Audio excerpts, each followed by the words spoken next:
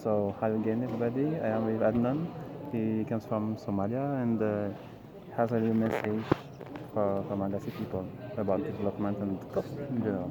Hello everyone, my name is We say Adnan. salam in Madagascar. Salam. Oh, the same in Somalia. Oh, We say good, salam. great. Yeah. Well, Salam everyone.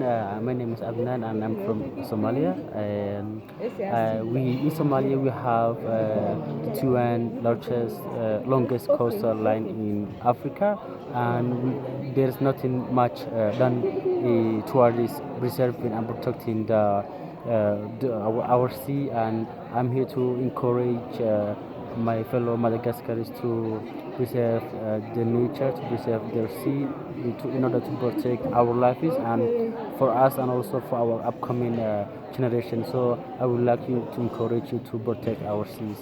Thank you so mila much. rovana amin'ny siraka ny côte zany rehetra rehetra. Eo koa ny resaka NG Park koa zava-dehibe mihitsy zany. Anjarantsika